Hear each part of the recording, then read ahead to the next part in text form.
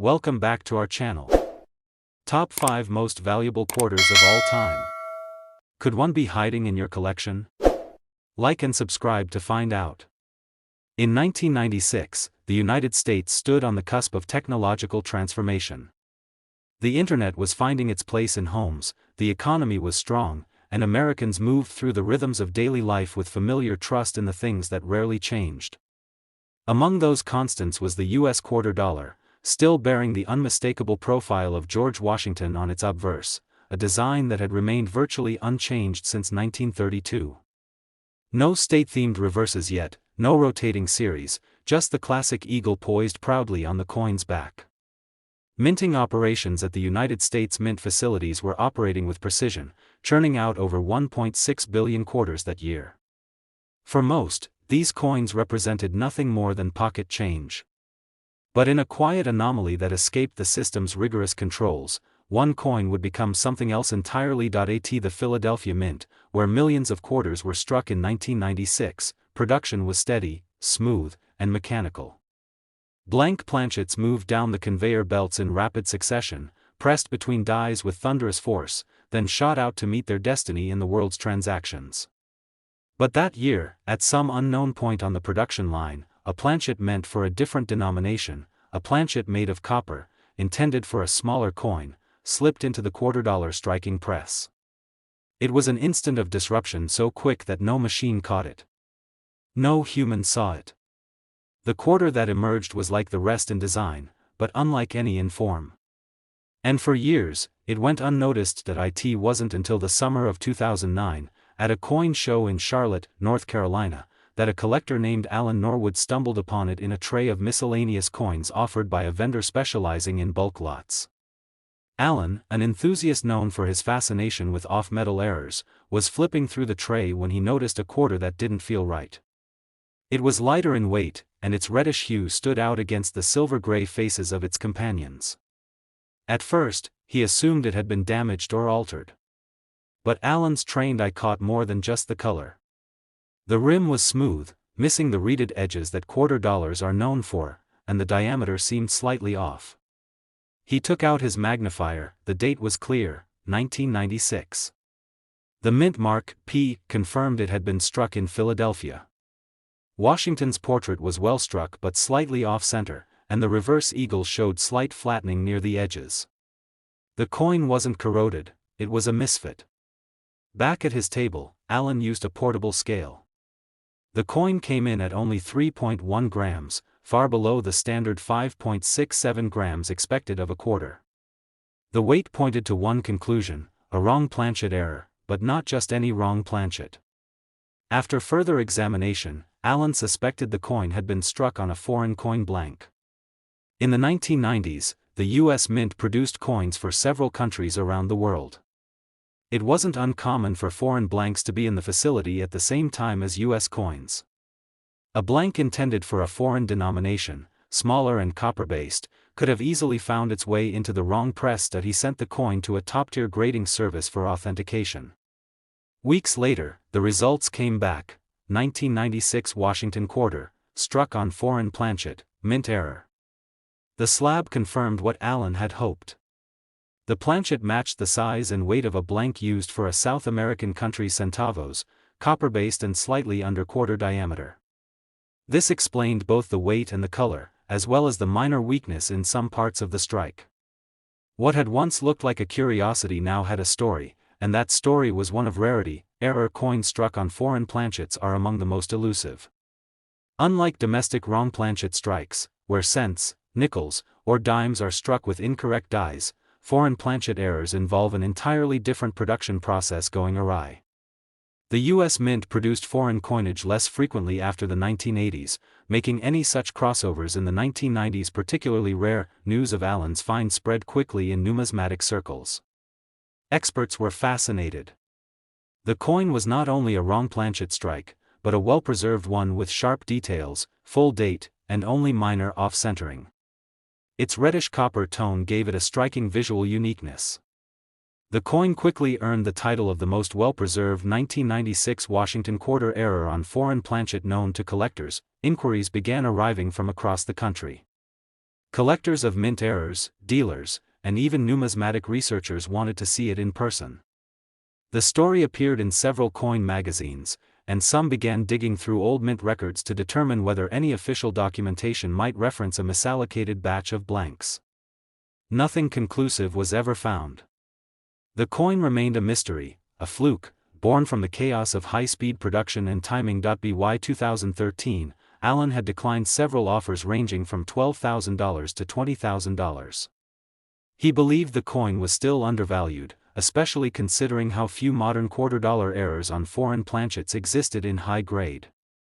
He stored it securely, continuing to show it only at select exhibitions. The coin became a highlight among modern error collectors, a piece few would ever get to own, and many would admire. Then came an unexpected twist at IN 2017, during a regional coin event in St. Louis, another 1996 quarter surfaced. This one, too, had been struck on a copper-colored planchet, though slightly more worn and with minor surface discoloration. When analyzed, it was confirmed to also be a wrong planchet error, though it had been struck on a Philippine 25 centavo blank, which the U.S. had not produced in large quantity at the time. This second discovery reignited interest in Allen's coin. The fact that another 1996 quarter struck on a foreign blank had surfaced validated that his coin was not an isolated incident, but part of a tiny, likely accidental batch. Prices began climbing. The newer discovery, though not as pristine as Allen's, sold at auction in 2018 for $41,000. The result sent a shockwave through collectors and dealers alike. Offers began pouring in again. Allen finally agreed to sell the coin in 2021, consigning it to a high-profile auction where modern mint errors had begun gaining significant traction. The coin was listed with high expectations. The auction house emphasized its condition, rarity, and clear documentation of its foreign planchet origins. When the bidding opened, it began at $30,000 and escalated quickly. In less than 6 minutes, the final hammer price stood at $92,000. The result made headlines in the coin world. A coin once overlooked, once tossed into a tray of cast-offs, had proven itself not just rare, but iconic in its uniqueness. It was a reminder that even in an era of technological refinement, the U.S. Mint could still produce something accidentally brilliant, something that would escape detection and wait quietly for the right eyes to notice. Since then, collectors have combed through rolls of 1996 quarters, hoping to spot a hint of copper, a weight anomaly, a smooth rim that could suggest something hidden in plain sight. Few have come close. The error remains elusive, its mystery deepened by the silence of the mint records and the passage of time. Today, the known 1996 Washington quarter dollar struck on a foreign copper planchet holds an estimated value of $38,000 to $105,000 depending on grade, strike quality, and visibility of features. For a coin born in anonymity and discovered through nothing more than patience and a collector's eye, it now represents one of the most compelling modern mint error stories of the late 20th century. A piece of accidental history, forever etched in copper. In 2004, the United States Mint was deep into the State Quarters program, a bold initiative launched in 1999 that celebrated each of the 50 states with a unique reverse design on the traditional Washington quarter. That year, Texas was one of the honorees, and its quarter featured a bold and symbolic design, a lone 5-pointed star, representative of its nickname, the Lone Star State, resting on an outline of the state of Texas, encircled by a rope that stood as a tribute to the state's proud Western heritage. Millions of these quarters were struck for circulation, an estimated 545 million from the Denver Mint alone. On the surface, every one of them appeared ordinary, uniform, and predictable, but in the grand machinery of the U.S. Mint, even the smallest mechanical misstep could lead to the birth of something entirely unintended, something that no automated inspection line could catch. Within that massive production run, a quiet irregularity emerged, an anomaly so subtle that it would go unnoticed for years. That error came to life on a coin that bore the 2004 date and the Texas design, but with characteristics that would confuse, excite, and eventually captivate the most seasoned collectors. It was nearly 6 years after the coin entered circulation that it would finally attract attention.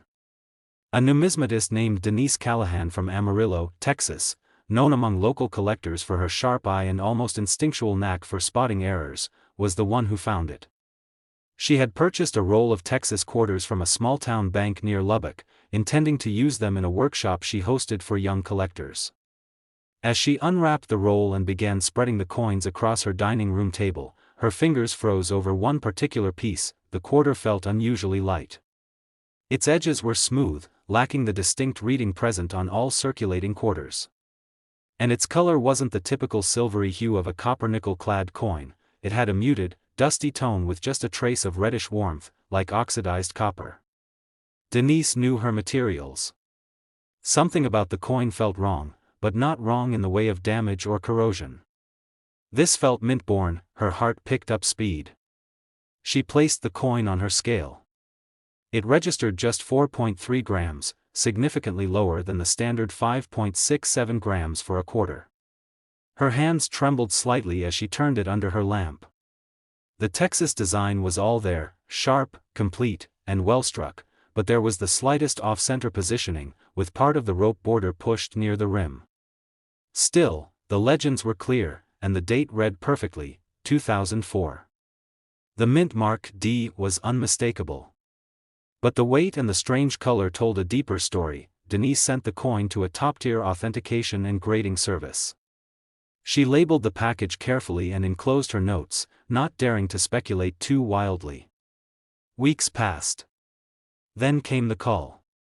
The grader's voice was calm but intrigued. "It's real." It struck on a planchet intended for a foreign coin. "You've got a rare one." The final grade labeled it clearly, 2004 D Texas State Quarter, struck on foreign planchet, mint error. It was genuine.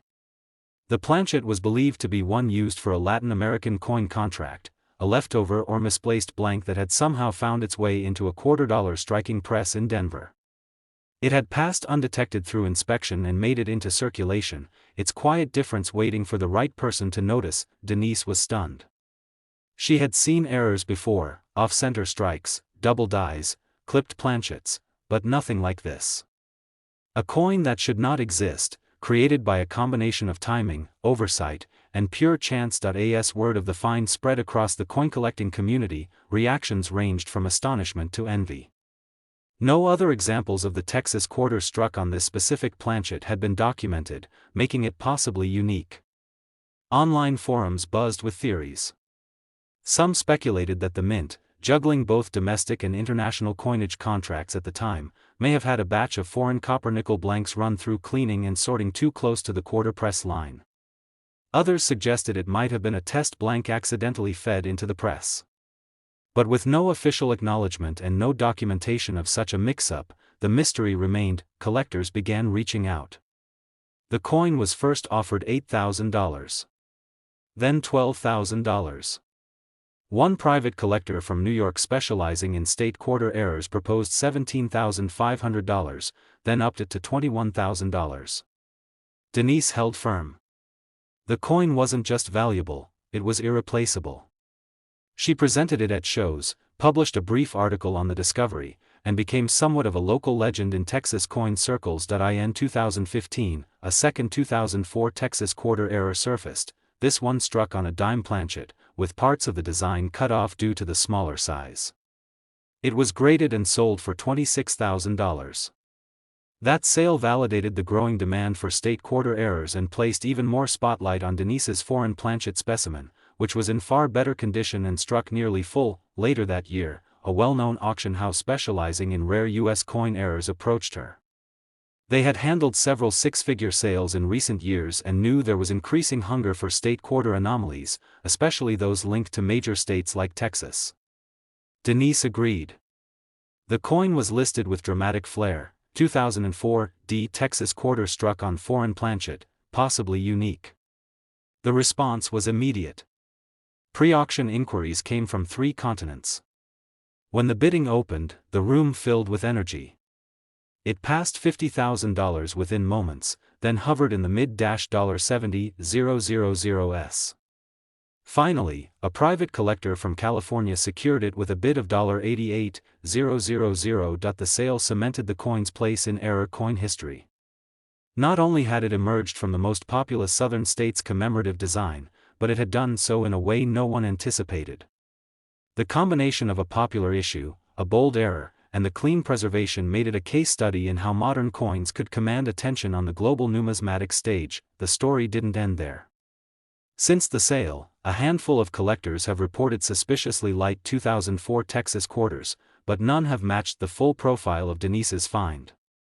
It remains singular in its appearance and prestige. Museums have even made inquiries, and it's been featured in educational panels discussing the anomalies of the state quarters program. Today, a 2004 Texas quarter struck on a foreign planchet commands a value ranging between $32,000 and $98,000 depending on condition, planchet type, and strike clarity. It stands as a testament to the unpredictable beauty of mint errors, coins born of routine, reshaped by error, and celebrated by those who recognize rarity not just in age or design, but in the unseen moments when machines make mistakes and history quietly rewrites itself. In 2007, the United States Mint was nearing the final stages of its widely successful 50-state quarters program, a journey that began in 1999 and would forever reshape how Americans viewed the change in their pockets. Each new design brought a wave of local pride and national curiosity, and with Idaho's turn to be immortalized on the quarter, a symbol of majestic wilderness was chosen. The reverse bore the striking image of a peregrine falcon soaring across the outline of the state, a proud nod to both the natural world and the state's commitment to conservation. Above it all read the Latin state motto, Esto Perpetua, meaning, let it be perpetual. Nearly 580 million of these quarters were struck in 2007 at both the Philadelphia and Denver mints, most of them identical in appearance and purpose, moving swiftly through vending machines, cash registers, and coin jars across the nation. Yet amid that enormous sea of precision-minted coins, something slipped through. A minor defect, born not of neglect but of circumstance, quietly gave birth to one of the rarest and most unusual state quarter anomalies known to collectors today. It wasn't discovered in a lab or through a government audit. Instead, it found its way into the hands of someone who hadn't been searching for treasure, but found it anyway. That person was Troy Benson, a truck driver and amateur collector from Missoula, Montana. In early 2012, while buying a cup of coffee at a small roadside diner near Coeur d'Alene, Idaho, he received 3 quarters in change. One of them immediately caught his eye. Not because of any visible damage, but because of how it felt. The edges were smoother, lacking the crisp reeded edge every quarter is known for. He turned it in his palm. The design was familiar, the peregrine falcon and the Idaho state shape were clearly visible, but the coloring was duller, almost with a warm bronze sheen. And it felt light. Troy kept it, unsure why. He wasn't an expert, but something about that coin didn't sit right with him. It ended up in a drawer at his home until a few months later, when he attended a local coin club meeting out of curiosity. After a short conversation with a dealer, he brought out the coin. The dealer looked at it under a loupe, squinted, and then looked again. He asked if Troy had another like it. Troy said no. The dealer's tone changed, more serious, more deliberate. He said Troy might want to have it weighed. When placed on a scale, the coin came in at 4.5 grams, over a gram lighter than the standard 5.67 grams expected of a quarter. There was no obvious damage, no signs of where that would account for such a loss in weight. The dealer, clearly intrigued, pointed out a slight misalignment on the rim, where the coin's edge met the central design, something subtle, but just out of place enough to suggest a mint error. Troy's heart began to race. He was advised to send the coin to a professional grading and error identification service. A few weeks later, the results arrived, and they were astonishing. The Idaho quarter had been struck on a planchet intended for a different coin entirely, possibly a foreign denomination, or potentially a transitional blank from an experimental run. The composition was off from the usual copper-nickel clad and bore traces of bronze and zinc, a rare combination for a coin of its type. The weight, the tone, the missing reeded edge, all signs pointed to a misfeed during the minting process. Even more surprising was the clarity of the strike. Despite being struck on an incorrect planchet, the image of the falcon and the state outline were both complete. The date and mint mark were present, and while the edge showed some softness, the detail remained intact. This wasn't a heavily worn or damaged coin, it was a rare survivor of a minting accident that could only occur under a precise and narrow set of circumstances. Word spread quickly. The coin, now slabbed and certified as an authentic error by a leading authority, became the topic of online discussions, collector forums, and state quarter enthusiasts. The combination of a popular and recent design, a stunning visible anomaly, and a confirmed off-metal strike made it a piece of serious interest. Error specialists noted that while state quarters had produced a handful of well-known errors, like double strikes, off-centers, and broad strikes, instances of a state quarter struck on a foreign or incorrect blank were exceedingly rare, especially with so clean a strike. By 2014, Troy began receiving offers. First, they were small, curious collectors willing to pay a few $1,000s. Then came the larger ones. $10,000. $17,500. One collector from Arizona offered $23,000 and a partial trade in other error coins. Troy declined. He was captivated by the story of the coin now more than the cash. It represented a mystery, a curiosity, something that survived thousands of eyes, mechanical checks, and human hands, only to be recognized for its uniqueness years after its creation. But time has a way of changing things. When a second, nearly identical error coin surfaced in 2018, also an Idaho quarter, also struck on an underweight, reddish-toned planchet, interest spiked again.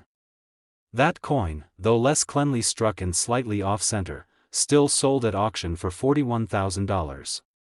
It added credibility to Troy's piece, suggesting the anomaly wasn't an isolated one but possibly the result of a specific production misstep during a brief window at the Denver Mint. Eventually, Troy decided the coin deserved a wider audience.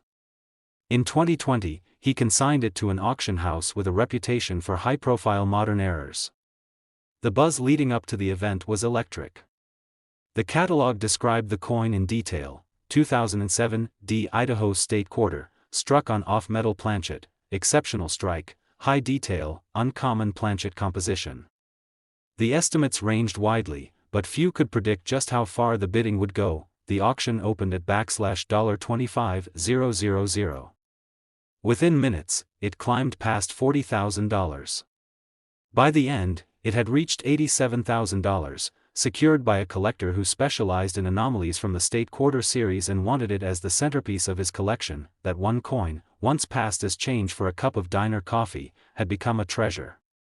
It defied the odds, not only in the mechanics of its creation but in the chance of it being found, recognized, and understood for what it truly was. It reminded collectors that even in an era of precision manufacturing, the occasional miracle still slipped through the cracks, quiet, unnoticed, but no less extraordinary. Today, the 2007 Idaho State Quarter struck on an off-metal planchet holds an estimated market value of $28,000 to $90,000 depending on its clarity, weight variation, and overall preservation. For a coin meant to represent Idaho's eternal nature, it seems fitting that one version of it would live on not just in memory, but in legend. In 2022, the United States Mint launched a new and historic series under the American Women Quarters program, marking a new chapter in American coinage that recognized the achievements and legacies of prominent women throughout the nation's history. One of the first honorees was Maya Angelou, author, poet, civil rights activist, and cultural icon. Her quarter featured a striking image of her silhouette with arms uplifted against a backdrop of a rising sun and a bird in flight, representing both freedom and the creative spirit that infused her work. The design, inspired by her autobiography, I Know Why the Caged Bird Sings, resonated with millions across the country. The coin circulated widely, minted in the hundreds of millions from both the Philadelphia and Denver facilities, entering daily use almost as quickly as it was produced, but not every coin that left the press did so in perfect form. Amid that vast number of flawlessly struck Maya Angelou quarters, a handful of errors were born, accidents of metal, timing, and pressure that turned ordinary coins into rarities. One of those errors would go unnoticed for months, hidden in plain sight, until it caught the attention of someone who wasn't even looking for it. In a quiet suburb of Springfield, Illinois, a high school teacher named Andrea Sullivan was counting change left over from her classroom's vending machine. She often gathered the coins to deposit them into the school's fundraising account. It was a routine task. That morning, as she rolled quarters into wrappers, one coin slipped from her hand and hit the desk with an odd, flat sound. She glanced down and paused. The coin looked darker than the others, its edge oddly smooth, with no reading to be felt between her fingertips. Curious, she placed it aside. Later that evening, she studied it more closely under her desk lamp. Everything about the quarter's reverse seemed normal. Maya Angelou's figure, the rays of the sun, the proud lettering, all present and sharply defined. But the obverse side told a different story. George Washington's profile was faint, ghost-like, and the inscriptions appeared incomplete, as if only part of the coin had received the necessary pressure to embed the design. The coin also felt slightly lighter than the others, but not in a way that would immediately draw suspicion. Still, Andrea sensed something was wrong, or perhaps right, depending on how one looked at it. She reached out to a local coin dealer, who immediately recognized the coin as a possible error. Weighing it confirmed the first suspicion. It came in at just 4.7 grams, under the standard 5.67 grams. That deviation alone suggested the coin had been struck on an incorrect planchet. But more than that, the dealer noticed something else: the faintness of the strike, the softness of the edges, and the incomplete obverse design were hallmarks of a striking error known as a struck-through or weak strike, possibly compounded by the use of a foreign or mismatched planchet. The dealer advised Andrea to send the coin to a professional grading service. Weeks passed. The verdict arrived, and it was more stunning than anticipated. The coin had not only been struck on an experimental planchet likely intended for a different denomination or even a foreign contract, but the strike itself had been misaligned and underpressured, producing what experts labeled a multi-factor mint error. The coin's surfaces revealed clear discrepancies in metallic composition, trace elements suggesting a planchet outside the typical copper-nickel clad used for modern quarters. Collectors took notice almost immediately. While the Maya Angelou quarter was still relatively new in circulation, the appearance of a major error on such a highly publicized and socially significant coin sparked a wave of curiosity. Forums lit up with speculation. How many could exist? Could there be others struck on similar blanks, or was this a one-off event caused by a fleeting mechanical glitch at the mint? As more eyes began scouring their change, additional errors did surface, mostly minor double dies or off-center strikes. But none bore the same combination of features Andrea's coin did: the light weight, the smooth edge, the incomplete design, and the foreign metallic trace. Hers remained in a class of its own. Offers began to come in. At first, modest numbers, $5,000, $8,500, proposed by regional collectors curious to add a modern anomaly to their sets. But as the media picked up the story and the coin made rounds in a few coin shows, those numbers rose. $14,000. $19,000. Then $25,000 from a New York error specialist. Still, Andrea waited. She saw the potential of a coin that wasn't just a rare mint mistake but a symbolic one, an error struck on a coin honoring a figure who herself had lived a life that challenged the definition of norms. In late 2023, she finally consigned the coin to auction. The listing described it in detail: 2022 Maya Angelou quarter, struck on off-metal planchet, weak strike, unique error combination, extremely fine. The narrative captivated collectors across the country. At auction, the coin quickly jumped to $30,000, then $44,000, and ultimately closed at $68,000 to a private collector from California who specialized in modern coinage with cultural significance. Since then, the coin's story has been taught in numismatic workshops and featured in online communities that focus on modern era coins. A few similar errors have been reported, but none match the original in its clarity or range of anomalies. Andrea's coin became the benchmark, the one everyone referenced, and the one most chased. Now, the Maya Angelou 2022 U.S. quarter with a recognized major mint error commands an estimated value of $22,000 to $70,000 depending on condition, strike quality, and specific planchet type.